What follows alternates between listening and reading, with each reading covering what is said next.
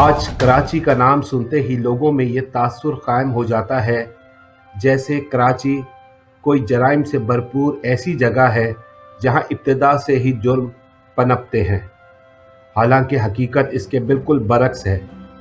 کراچی اور کراچی میں رہنے والے لوگ انتہائی امن پسند، آئین اور قانون کے راستے پہ چلنے کا یقین رکھتے ہیں۔ کراچی چونکہ ایک کاروباری ہب ہے اور پورے ملک کی معیشت کا انحصار کراچی پر قائم ہے، اس کی وجہ سے پورٹ یعنی بندرگاہ ہے۔ چھوٹے موٹے جرائم تو ہر دور میں ہوتے رہے ہیں۔ کراچی میں جرائم کی تاریخ جاننے کے لیے ہمیں قیام پاکستان سے پہلے والے کراچی کی تاریخ کو سمجھنا پڑے گا، یعنی سن 1947 سے بھی پہلے، تقریباً سن 1926 کے دور میں جانا پڑے گا۔ کراچی کی ایک قدیم آبادی ہے لیاری، اور لیاری کا نام سن کر بھی لوگ اس خوف میں ایسے مبتلا ہو جاتے ہیں جیسے یہاں ہر گلی میں جرم اور جرائم پیشہ لوگ رہتے ہیں، اور یہ بات بھی سراسر غلط ہے۔ لیاری میں بسنے والے بلوچ، مکرانی، مہاجر، کچھی، کشمیری، ہزاروال، پنجابی، سندھی، سرائکی سب لوگ امن پسند ہیں۔ اس بات میں کوئی دو رائے نہیں ہے کہ لیاری، جسے اولڈ سٹی ایریا بھی کہا جاتا ہے، یا یوں کہنا بہت بہتر ہے کہ جب کراچی وجود میں آیا قیام پاکستان سے بھی پہلے، تو لیاری اور اس سے ملحقہ علاقے کھارا در، میٹھا در کے علاقے ہی کراچی کہلاتا تھا۔ اور اگر ہم یہ کہیں کہ اس وقت کراچی سندھ کا شہر تھا تو یہ بات بھی سمجھ سے بالاتر ہے۔ کراچی سندھ کا حصہ بعد میں بنا۔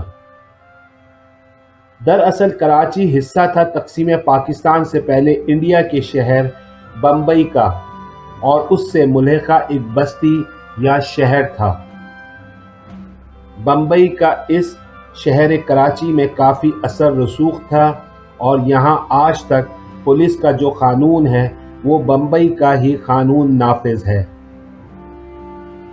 چونکہ کراچی کے ساتھ ہی بندرگاہ تھی، خاص طور پر مچھیرے جو تھے وہ بھی کراچی میں ہی بندرگاہ کے قریب اپنی بستیاں بسائے ہوئے تھے۔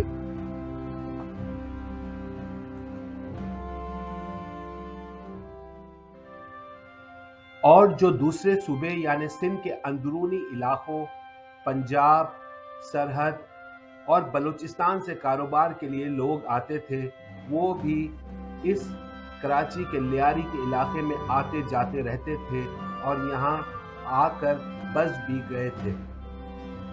بہرحال لیاری ایک قدیم آبادی تھی، لوگ یہیں رہتے تھے، یہیں پلتے تھے، اور جیسے کہ اس سے آگے تو کوئی آبادی تھی ہی نہیں، آگے تو صرف سمندر تھا۔ اور جس راستے سے وہ لیاری میں داخل ہوتے تھے تو اسے بند روڈ کہا جاتا تھا، مطلب اس راستے کے بعد آبادی ختم ہو جاتی تھی اور سمندر شروع ہو جاتا تھا۔ وہ بند روڈ کا نام بھی بگڑتے بگڑتے بندر روڈ ہو گیا، اور قیام پاکستان کے بعد اسی روڈ کا نام ایم اے جناح روڈ رکھ دیا گیا۔ تو لوگ یہاں آباد ہونا شروع ہو گئے اور آبادیاں بڑھنے لگیں۔ تو جہاں جہاں آبادیاں ہوں گی تو وہاں کچھ نہ کچھ جرائم بھی ہوں گے۔ اگر لیاری کا نام آتا ہے کہ یہ جرائم کی آماج گاہ ہے تو اس کی وجہ صرف یہ ہے کہ کہیں اور تو آبادیاں تھیں ہی نہیں اور لوگ یہیں آ کر بستے تھے، اور جہاں لوگ ہوں گے تو کچھ نہ کچھ جرم تو پنپے گا۔ یہ تمام قصہ قیام پاکستان سے پہلے کا ہی ہے، یعنی سن 1947 سے بھی پہلے، تقریباً سن 1926 کا دور ہے۔ یہاں تقسیم پاکستان سے پہلے کوئی انڈیا پاکستان کی سمندری حدود نہیں ہوتی تھی، اور بمبئی کراچی کے درمیان سمندر کے راستے سفر کیا جاتا تھا، اور دونوں شہروں میں لانچ سسٹم تھا سفر کرنے کے لیے۔ लॉन्च के जरिए ही बम्बई के लोग कराची और कराची के लोग बम्बई आया जाया करते थे, और जराइम की भी इन्हीं समंदरी रास्तों से एक शहर से दूसरे शहर में आमोदरफ्त रहती थी। क़याम पाकिस्तान के बाद भी जब इंडिया पाकिस्तान ने अपनी अपनी समंदरी हदूद तय कर ली थी, तब भी जराइम की आमदोरफ्त में कमी वाक़ई नहीं हुई, ख़ास तौर पर स्मगलिंग, जिसमें सोना और शराब सफ़े अव्वल में शुमार होती थी। मतलब जो शय कराची में मौजूद नहीं होती थी वो बम्बई से यहाँ समंदरी रास्ते स्मगल होती थी, और जो बम्बई में नहीं मिलती थी वो कराची से बम्बई ले जाई जाती थी। तो इस तरह से ये स्मगलिंग का धंधा दोनों शहरों में चलता रहता था। अब इस स्मगलिंग के धंधे में दो लोग थे, कराची से दो लोग थे और बम्बई से दो लोग इस कारोबार के करता धरता थे। अब ये तारीख से पता चलता है कि कराची से जो लोग थे उनमें एक याकूब भट्टी था और दूसरा कासू उधारा था। याकूब भट्टी का ताल्लुक पंजाब के इलाके से था और कासू उधारा एक कच्ची मेमन था।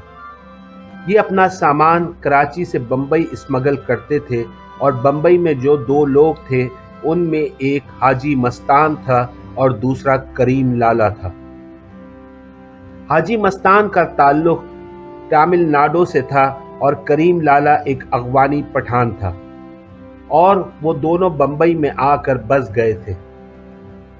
इन चारों का एक दूसरे से मिलना जुलना भी था और एक दूसरे के शहर में आना जाना भी था, और वो लॉन्चों के जरिए एक दूसरे से मेल जोल भी रखते थे और अपने स्मगलिंग के धंधे को परवान भी चढ़ाते रहते थे। खुश्की के रास्ते से स्मगलिंग में काफ़ी रुकावटें भी रहती थी और ये रास्ता भी लंबा पड़ता था, इसलिए समंदरी रास्ते का चुनाव किया गया। ये एक तरह से अपने ज़माने के नामी ग्रामी डॉन माने जाते थे। इन चारों का अपने अपने शहरों में काफ़ी असर रसूख था। याकूब भट्टी और कासू उधारा ने लियारी में अपनी धाक जमाई हुई थी, और वहाँ बम्बई में हाजी मस्तान और करीम लाला ने अपने इलाके में अपना रोब व दबदबा बना लिया था। उनके दौर में कराची और बम्बई में कितने थाने थे, उनकी गिनती उंगलियों पर गिनी जा सकती थी। इन चारों को मुख्तलिफ जराइम में पकड़ा भी गया, मगर अदम सबूत की वजह से ये जल्द छूट जाते थे। इनका स्मगलिंग का सामान कई कई रोज समंदर में लॉन्चों में ही पड़ा रहता था, और जब ये समझते थे कि अब इसे आसानी से साहिल पर लाया जा सकता है, तो वो उस मौके पर कश्तियों के जरिए जो मछलियां पकड़ने के लिए कश्ती इस्तेमाल करते थे, उनके जरिए अपना सामान साहिल पर उतारते थे। बाज़ औक़ात वो जनाजा उठाने वाला डोला भी अपने इस मज़मूम कारोबार के लिए इस्तेमाल किया करते थे, और यूं आम मछेरा आम लोग भी जो इस बस्ती में आबाद थे इनके जुर्म में शरीक होते चले गए।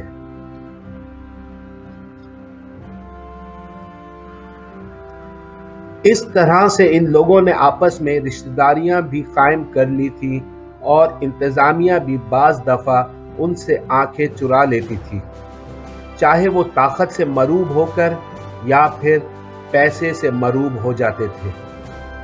और फिर इन्हीं वजूहात की बिना पर कराची में याकूब भट्टी और कासू उधारा, और उधर बम्बई में हाजी मस्तान और करीम लाला अपने गैर कानूनी कारोबार में ताकतवर तरीन होते चले गए। जिस तरह हाजी मस्तान को दाऊद इब्राहिम अपना गॉड फादर मानता था, इसी तरह कराची में सेठ आबिद याकूब भट्टी और कासू उधारा को अपना गॉड फादर मानता था, और फिर इसी तरह वहाँ बम्बई में दाऊद इब्राहिम नुमाया हुआ और कराची में सेठ आबिद नुमाया होता चला गया, और आपस में कहीं ना कहीं किसी न किसी से इनमें रिश्तेदारियां भी कायम होती चली गई। اور اس کے بعد اس طرح سے کراچی میں نئے کردار آنے لگے اور نئے گینگ بنتے چلے گئے۔ تو یہ تھی کراچی میں جرائم کی شروعات۔ اس کے بعد اسی کراچی شہر نے کئی نامی گرامی جرائم پیشہ افراد کو روشناس کروایا۔ لیاری میں بھی شیرو دادل، کالا ناگ، محمدیہ ڈاکو کے نام سر فہرست رہے ہیں۔ یہ شیرو دادل کسی ایک آدمی کا نام نہیں تھا، یہ دو آدمی تھے۔ شیرو الگ تھا اور دادل الگ تھا، مگر یہ دونوں ایک ساتھ مل کر دادا گیری کرتے تھے، مگر ان کا نام ایک نام کے طور پر مشہور ہوا، شیرو دادل۔ اسی طرح سے جبلی کا جو علاقہ تھا، رام سوامی سے پہلے جو علاقہ آتا تھا اسے جبلی کا علاقہ کہا جاتا تھا، اور اسے جبلی اس لیے کہا جاتا تھا کیونکہ وہاں ایک سینما تھا جس کا نام جبلی تھا۔ وہاں فلمستان سینما بھی ہوا کرتا تھا جبلی کے قریب۔ اس جگہ پر ایک سکندر اعظم کا نام بہت مشہور تھا، اور اسی طرح سے سکندر اعظم کسی ایک آدمی کا نام نہیں تھا، یہ بھی دو الگ الگ انسان تھے۔ ایک کا نام سکندر تھا اور دوسرے کا نام اعظم تھا، مگر ان کا نام بھی ایک نام کے طور پر مشہور ہوا، سکندر اعظم۔ اس زمانے میں اس طرح کے بہت سے دادا ہوا کرتے تھے جو ایک نام سے مشہور تھے۔ اسی طرح سے لانڈی میں ایک اکبر جنگ نام کا مشہور بدماش ہوا کرتا تھا، اس کی بھی اپنے علاقے میں کافی دہشت تھی۔ بعد میں اس نے سینماؤں میں کینٹین کا کاروبار شروع کر دیا تھا، لیکن یہ کاروبار کرنے سے پہلے وہ ایک نامی گرامی دادا تھا، اور جب وہ بوڑھا ہو گیا اور اس کی عمر ہو گئی تو اس کا بیٹا تھا شفیع۔ شفیع نے دادا گیری شروع کر دی تھی۔ اس طرح سے ادھر لانڈی میں ہی ایک اور بدماش کا نام تھا جس کا نام ناصر عرف نوشا تھا۔ اس کا نام تو ناصر تھا مگر لوگ اسے نوشا کہہ کر بلایا کرتے تھے۔ اس کی بھی اپنے علاقے میں اچھی خاصی دہشت تھی۔ اسی شہر کراچی میں پیر الہی بخش کالونی، جسے PIB کالونی بھی کہا جاتا ہے، ایک additional inspector general of police officer تھا جس کا نام تھا راجہ عدالت۔ ان کا ایک بیٹا تھا اور اس کا نام تھا راجہ جاوید۔ AIG راجہ عدالت نے اپنے بیٹے راجہ جاوید کو پولیس میں بھرتی کروایا تھا۔ راجہ جاوید پولیس کا امتحان پاس کر کے ڈائریکٹ SP کے عہدے کے لیے چنا گیا اور پھر اسے ٹریننگ کے لیے بھیجا گیا۔ اسی ٹریننگ کے دوران راجہ جاوید کا کسی سے جھگڑا ہو گیا اور اس نے قتل کر دیا۔ پھر اسے پولیس سے برطرف کر دیا گیا، مگر وہ اپنے باپ کے اثر رسوخ کی وجہ سے گرفتار ہونے کے باوجود جلد جیل سے باہر آ گیا۔ باہر آنے کے بعد اس نے بدماشیاں شروع کر دیں۔ باپ تو ظاہر ہے AIG تھا پولیس میں، اور وہ اپنے باپ کے زور پر بدماشیاں کیا کرتا تھا۔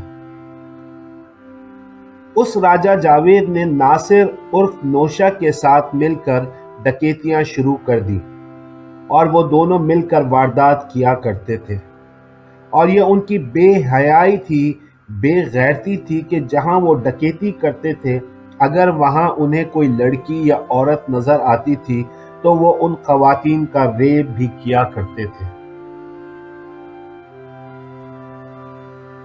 ان دونوں کا واردات کا یہی وتیرہ تھا۔ پھر ایک وقت آیا کہ وہ راجہ جاوید اور ناصر عرف نوشا گرفتار ہو گئے۔ انہیں کراچی سینٹرل جیل سے سکھر جیل منتقل کیا گیا۔ سکھر جیل میں ہی ان کے خلاف کیس چلتا رہا اور ان دونوں کو سکھر جیل میں پھانسی کی سزا سنائی گئی۔ حالانکہ راجہ جاوید کے باپ AIG راجہ عدالت نے بڑی کوشش کی کہ کسی طرح سے راجہ جاوید بچ جائے، لیکن ان کی ساری اپیلیں مسترد ہو گئیں اور سکھر جیل میں ہی راجہ جاوید اور نوشا کو پھانسی دے دی گئی۔ بعد میں ان کی لاشیں کراچی لائی گئیں اور انہیں کراچی کے عیسیٰ نگری قبرستان میں دفنا دیا گیا۔ اس زمانے میں جو بدماش ہوا کرتے تھے وہ اپنے آپ کو دادا کہلانے یا پہلوان کہلانے پر فخر محسوس کیا کرتے تھے۔ اسی دور میں ان میں سے ایک بدماش ملیر لیاقت مارکیٹ کے قریب فاروق دادا کے نام سے مشہور تھا۔ یہ وہ فاروق دادا ایم کیو ایم کا جو کارکن تھا، فاروق پٹنی، یہ وہ فاروق دادا نہیں تھا بلکہ یہ سن 1970 کا دور تھا۔ اسی طرح سے تین ہٹی پل کے قریب ایک اور دادا تھا جو چندہ بدماش کے نام سے پہچانا جاتا تھا۔ لیاقت آباد جو پہلے لالو کھیت کہلاتا تھا، وہاں بھی ایک بدماش تھا جو زیرو دادا کے نام سے مشہور تھا۔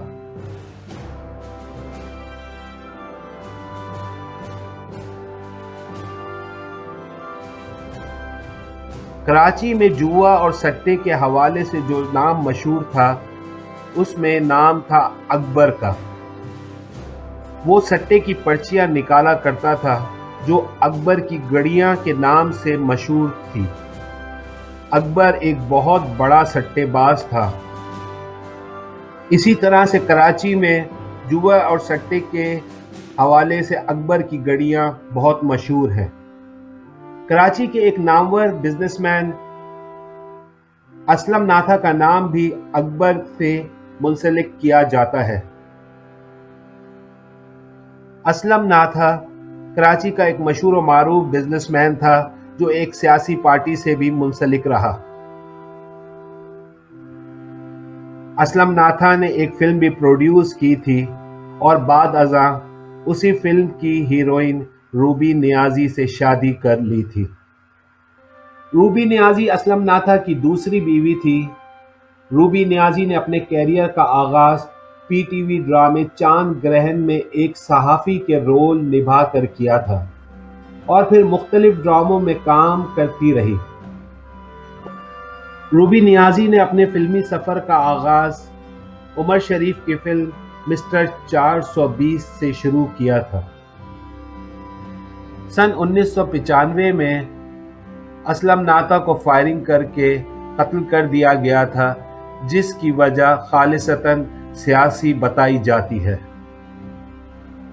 تو اس طرح سے قیام پاکستان کے بعد کراچی میں بدماشی کے لیے دادا لوگ جو ہتھیار استعمال کیا کرتے تھے وہ کم سے کم کوئی چھوٹا موٹا چاقو یا لاٹھی وغیرہ ہوتا تھا یا پھر زیادہ سے زیادہ گراری والا چاقو ہوا کرتا تھا، اور وہ بھی صرف دھمکانے کے لیے دکھایا کرتے تھے۔ اس سے ان کا ارادہ قتل و غارت گری نہیں ہوتا تھا۔ پولیس بھی اس دور میں رات کو گشت کے دوران لاٹھی کا استعمال کیا کرتی تھی۔ تو یہ تھا وہ کراچی کا ابتدائی دور جہاں جرائم کی نوعیت اس طرح کی ہوا کرتی تھی۔ اس دور میں کراچی میں جرائم سے زیادہ بدماشی، جسے دادا گیری کہا جاتا تھا، وہ ہوا کرتی تھی۔ اس دور کے بدماش اتنے ہارڈ کور کرمنل نہیں ہوا کرتے تھے، سوائے چند ان راجہ جاوید اور ناصر نوشا جیسے اکا دکا کردار اتنے بے غیرت، بے ضمیر اور بے حیا ہوا کرتے تھے جو لڑکیوں سے چھیڑ خانی بھی کیا کرتے تھے اور ان کی عزت پامال کیا کرتے تھے۔ اس دور کے بدماشوں کے اپنے اپنے علاقے میں ایک اچھا مقام اور عزت بھی ہوتی تھی۔ ان کی بدماشی کا دائرہ کار جوا، سٹا یا کبھی کبھی معمولی بھتہ خوری وغیرہ ہوا کرتی تھی۔ ویسے ایک طرح سے وہ بدماش اپنے علاقے کا سوشل ورکر ہوا کرتا تھا جو اپنے محلے داروں کا خاص خیال رکھا کرتا تھا۔